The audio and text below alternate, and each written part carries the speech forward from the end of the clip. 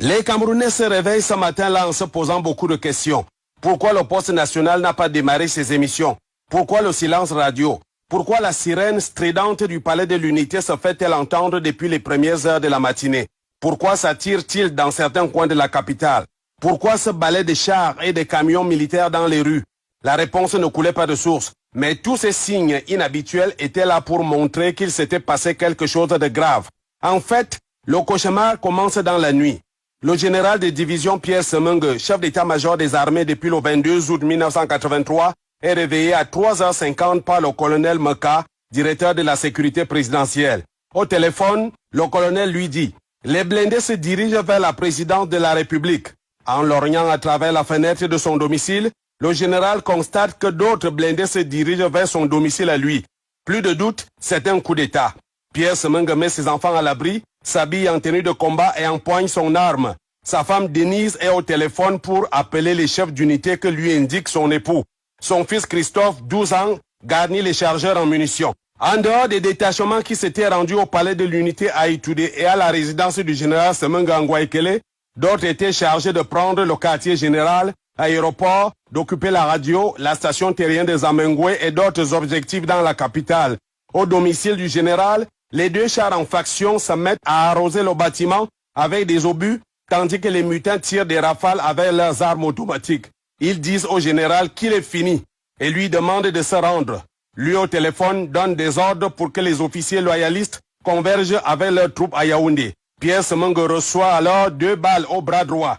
Il perd beaucoup de sang. Sa femme Denise fait un garrot avec la ceinture de sa robe.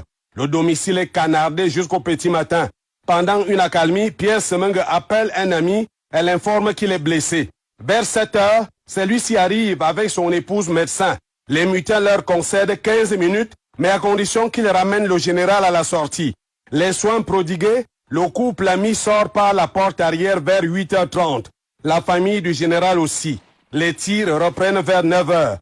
Profitant d'un moment d'inattention des mutins, Pierre Semenge sort de la souricière de son domicile. Un jeune homme réquisitionné dans la concession voisine le conduit chez une amie face à l'ancien aéroport.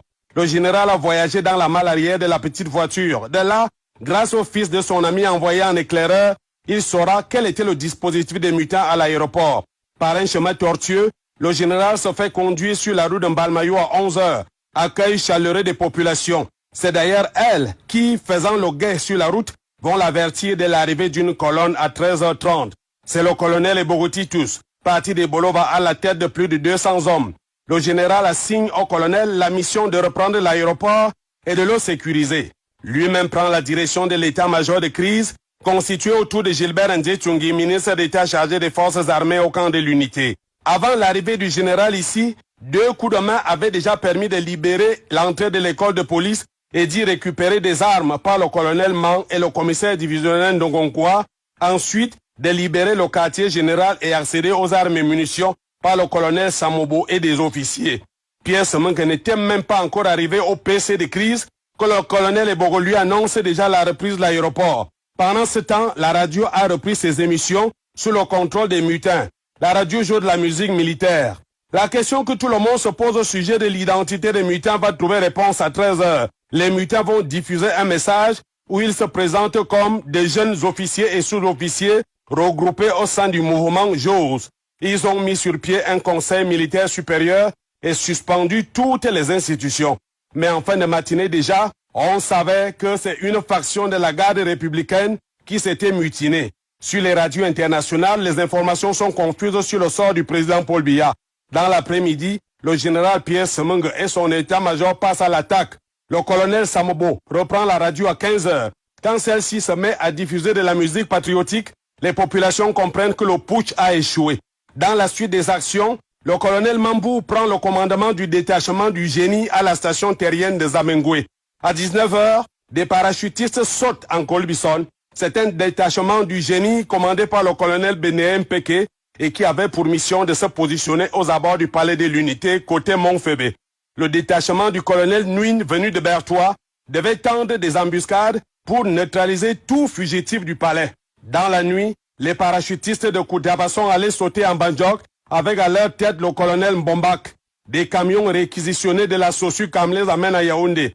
Ce sont eux qui prendront le camp Yeyab le lendemain samedi avec l'appui de l'aviation. Ce samedi 7 avril aussi, entre 8h et 9h, les hommes du colonel Benaye, appuyés par des hélicoptères, reprennent le palais de l'unité. Le président Paul Biya va donc sortir de là où il était sous la garde de 7 hommes, dont le capitaine Ivo de Sancio et le maréchal de logis-chef Olong Etienne. Le président de la République va s'adresser à la nation à 19h à la sortie de cette épreuve. Le camp Yeyap et le camp d'Obili seront les derniers objectifs libérés ce samedi 7 avril.